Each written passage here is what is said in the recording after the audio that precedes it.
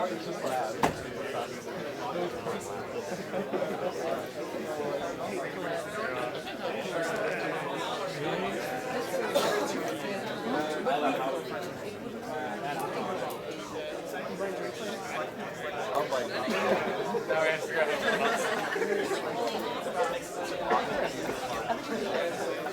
you're right. I think we just have to make a presentation for our networks. Just drop it. Let's go see Drew. Let's go see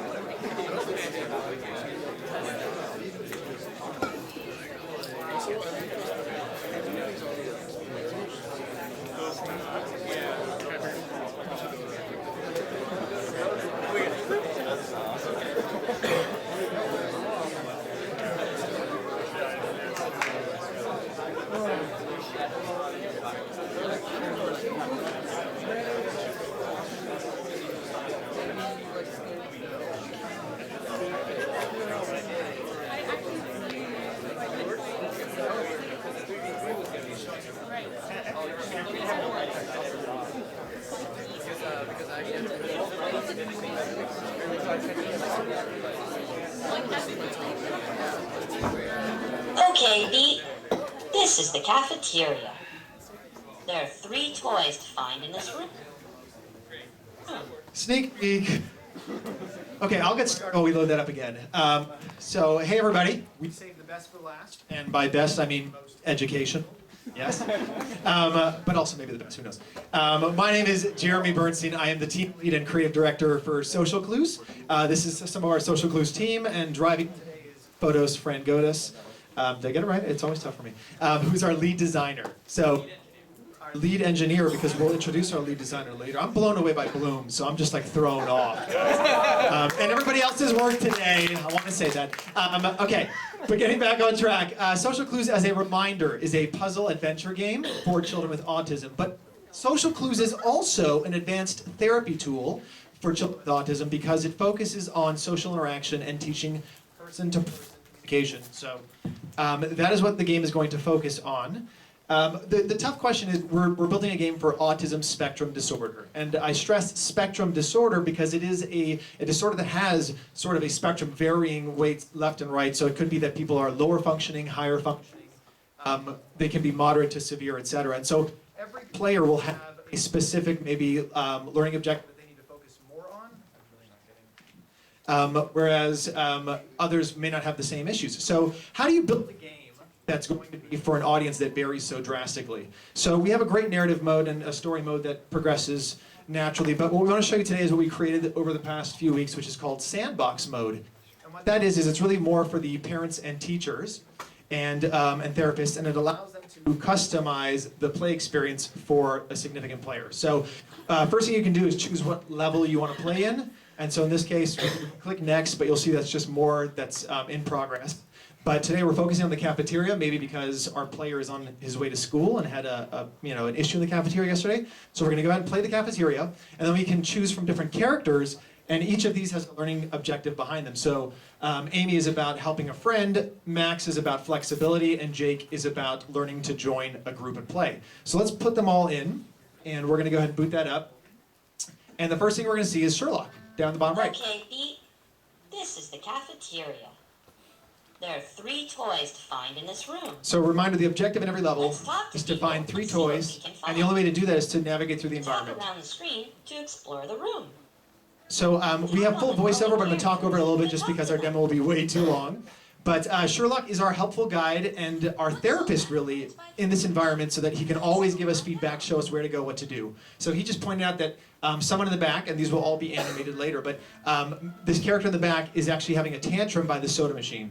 So we're going to go ahead and tap on him. Do you want to talk to Max? And we're given the opportunity to choose our play experience. So we can say no and keep investigating, or we can say yes and go ahead and start this character segment. So let's go ahead and interact with Max. These pretzels are delicious, but I'm getting very thirsty. These pretzels are making me thirsty. What we're watching here is a sequence, and sequence is very much about cause and effect. Nice. So our player has a very tough time understanding that one thing leads to another, right? And so every character interaction, every time we play with an NPC, we need to understand how they got into their current state. No more left.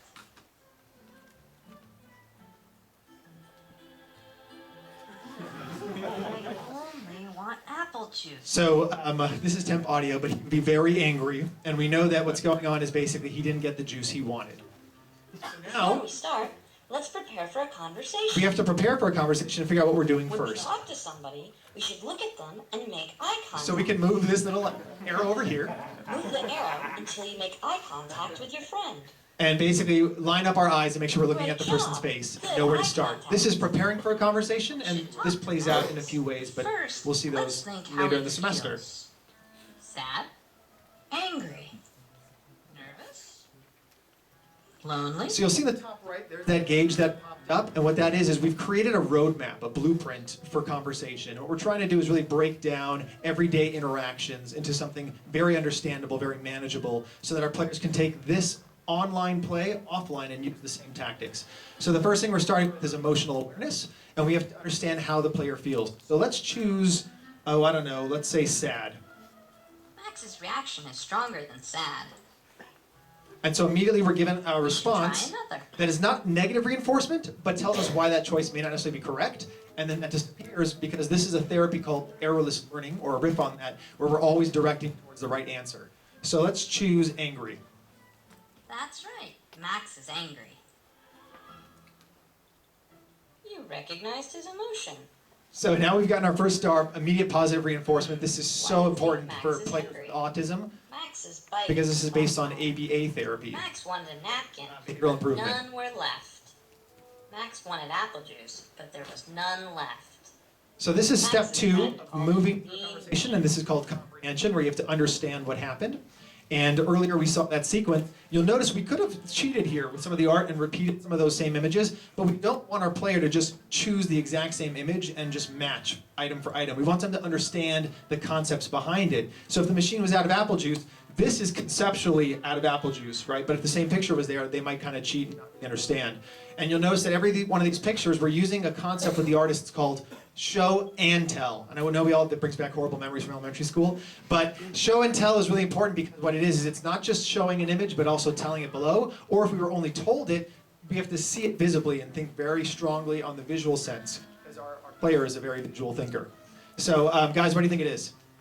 What happened? Flat tire? All right, let's click. No, you know that's not. Because what's going to happen is if we check the wrong answer here, we'll replay that sequence, and I think we all know what happened. So we're going to go ahead and click on Max wanted apple juice. That's right. Max wanted apple juice. And now we're going to move into the third stage of a Good conversation, remembering. and this is called initiating. Since Max is angry, how should we start a conversation? I'm leaving. You're scaring me. I'm mad too. Somebody stole my toys. You're very angry right now. What's bothering you? Okay, what do you think it is? We're initiating a conversation. How do we start? Remember, he is angry. He's not happy. I'm mad too. I'm leaving. All right, we'll go with I'm leaving just because later we want to show you the analytics. So I'm leaving. Max looks like he needs a friend's help. Okay, so Let's that's. try again. We're going to try again. But each one of these options is actually got a scale behind it. There's weights. And so it's rated from least appropriate response to most appropriate response. And that's because after the game, we'll show you the analytics, but we want to see how our player's doing, how they're progressing. So let's go ahead and choose the right answer, which is what's bothering you. Good job. You were sensitive to Max's feelings. And now we're moving into stage 4. Apple juice, but there's none left. I always get apple He just juice. wants that dang apple juice. He cannot please him. Continue the conversation. What should you say next? So this is maintaining. Ew. I don't like apple juice. It's gross. That's frustrating. Let's take a deep breath to calm down. Maybe if we hit the machine. But the beauty of this is my wife is a speech therapist. She works daily with the children who this game is for, and literally that's one of the options we got back when she had this conversation with one of the students. So this is real answers. This really could be the feedback we get. And so again, this is maintaining a conversation, so important because children with autism tend to fixate on what they want to talk about and only what they want to talk about. So interacting in a conversation and actually having a true dialogue where you're considering the other person's feelings is so important. So we have to maintain the topic they want to talk about. Let's go ahead and choose the right answer, which is almost Good job. zen in its You thought and its about response. Max's feelings and helped him calm down. So we're gonna help Max calm down. Everyone, come on, let's try this with him. Okay, I'm calming down. I don't feel as mad, but I still want to drink apple juice. Come on. Okay, but this is true. What can you say or do to help? Again, our player is highly inflexible, so them learning flexibility is super important. He's too angry. I don't want to talk to him. If you only want apple juice, you won't be able to drink. So this is now stage 5 of a conversation, which is problem solving. We've presented enough information that now you, as our player, will be able to figure this out and make a suggestion that is appropriate. So let's go ahead and click the right answer, which in this case is learning to try something new. And now we're going to enter into a very fun minigame for our That should player help Max think to sort of more strengthen the lesson flexibly. and also break from the hard learning. For that, I'm going to hand it over to Katie, one of our minigame designers, who will explain what's going on with flexibility. Let's help Max make new choices and try new things. Max will tell us what he likes and why he likes it. Then, you choose something similar from the options above. Use your finger to drag the item to the new choice box below. I like pretzels. They are a salty snack. Choose a food for Max that is a snack and salty. Hey guys, I'm Katie Powell. I'm a programmer as well as a designer on Social Clues. And my main role on the team is minigame design as well as programming. So each minigame in Social Clues is supposed to be a fun break from the learning and the action of learning. But at the same time, it's supposed to give the same learning objective as the character. So the Max's learning objective was flexibility. In the same way we're teaching flexibility in this game through an association-based matching game. So Max wants pretzels, which are a snack and they're salty. And so we're going to choose something that's a snack and salty. Can anybody tell me what's a snack and salty?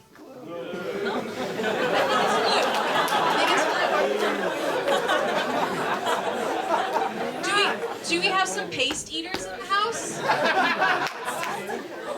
Let's try blue. That is not a snack or salty. Let's try again. So let's try the chips this time. Because they are a salty snack. That is a good new choice. I like basketball. It's a sport with a ball. Choose a game for Max that is a sport with a ball. So Max was our very first mini game to work on as a design team.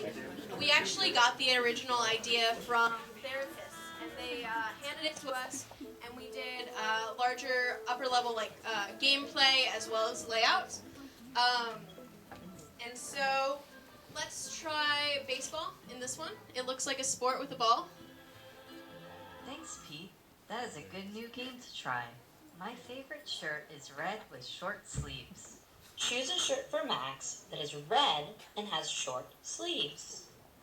So, as Jeremy was talking about earlier, we want this game to have errorless learning, which is basically where you let the player be flexible while still steering them towards the right goal. So here, let's choose a wrong answer. That is red, but it's not a shirt. Let's choose another. And so each time you get it wrong, Sherlock tells you that you've got it wrong. That is He red, but encourages it's not a you to shirt. try it again. Let's choose another. But on the third time, That is red, but it's not a shirt. Let's choose another. it X's out that object and you actually cannot select it anymore.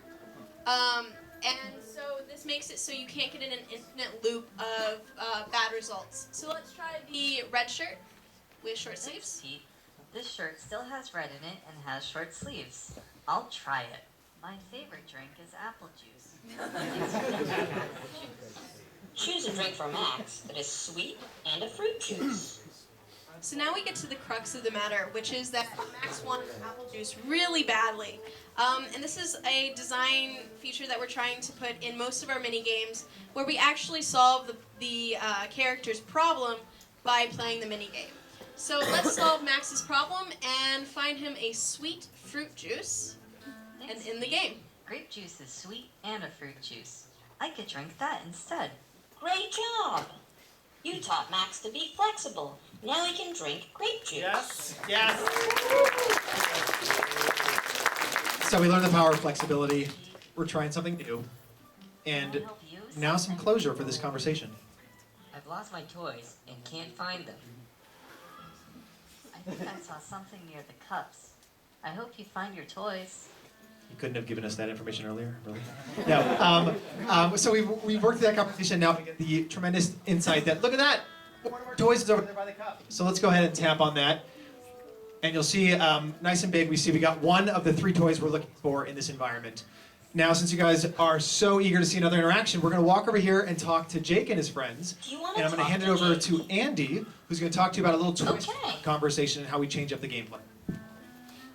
Hi everyone, I'm Andy Goldstein. I'm the lead designer of Social Clues, and I'm going to talk to you about a little twist that we kind of did with this. But first, I'm going to review some of the main principles of each interaction. Now, first, we have this type of interaction that explains what happened to the player. Now, you'll see here that this character is having fun, and this is a fun scene. But we highlight the visual because for autistic children, visual is one of the most important things. It's actually a core design pillar that is incorporated into all the Before we mini join games Jake, and everything we're let's doing. think about how he is feeling.